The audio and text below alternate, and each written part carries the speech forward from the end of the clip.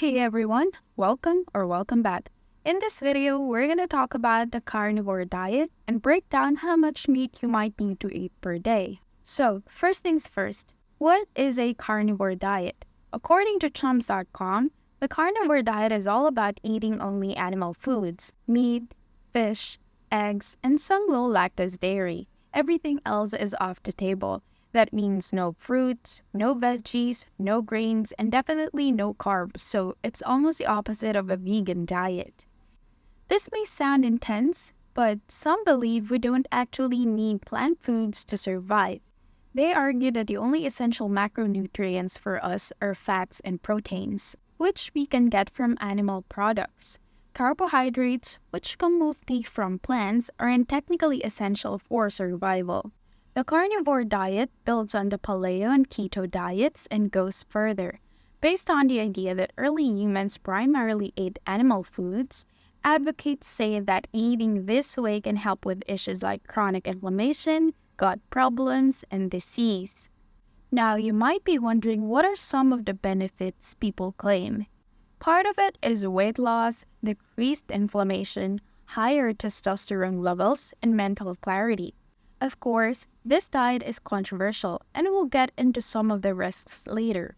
A big question in the carnivore community is, how much meat do I need per day? Reddit users shared that they started with 16 ounces or 1 pound of meat per day, but felt they were losing too much weight, especially since they were already on the skinny side.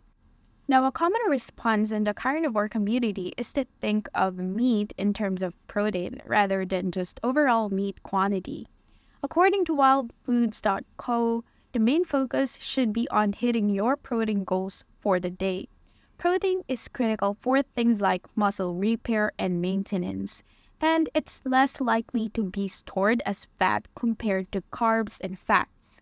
So, how do you calculate the right amount of protein and, by extension, the right amount of meat for you? A good starting point is to aim for about 20 to 50% of your daily calories from protein. This range depends on your personal goals, like whether you're trying to lose weight, maintain, or build muscle. Here's a quick breakdown. For a 2,000-calorie diet with 30% protein, you'd want about 150 grams of protein a day. A 6-ounce steak, for instance, has roughly 55 grams of protein. So if you're aiming for 150 grams of protein daily, that's around 18 ounces of steak or a little over a pound.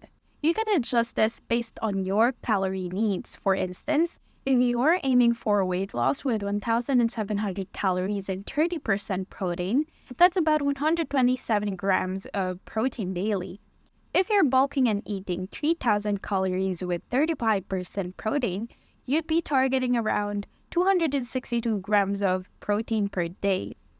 Just remember that eating excessive protein might strain your kidneys over time, so it's best not to go overboard. And while protein is great for satiety and building muscle, balance is the key. So, what exactly can you eat? Here's the basic list. Meat, fish, eggs, low lactose dairy, animal-based fats like lard, and simple seasonings. Avoid foods like fruits, vegetables, most dairy, all sugars, grains, and processed foods. This diet is essentially zero carb. Of course, no diet is without its risks. Here are a few potential downsides of the carnivore diet. First, low vitamin C. Since you're cutting out all fruits and vegetables, vitamin C deficiency can be a risk. Next, lack of fiber. Fiber is vital for gut health, and you won't be getting much on this diet. Next, loss of good bacteria. A lack of variety in your diet can affect your gut microbiome. And lastly, high sodium and saturated fat. Eating a lot of meat can lead to higher sodium and saturated fat intake, which might be an issue for those with heart or kidney conditions. So, before you dive into a full carnivore diet, especially if you have any health issues, make sure to talk with your doctor. They can help you navigate any potential risks and find a balance that works for you. Alright, that's the rundown. The carnivore diet can be an interesting option if you're looking to simplify your food choices or reduce carbs entirely. but it's definitely one to approach thoughtfully. Thanks for tuning in, and I'll see you in the next video.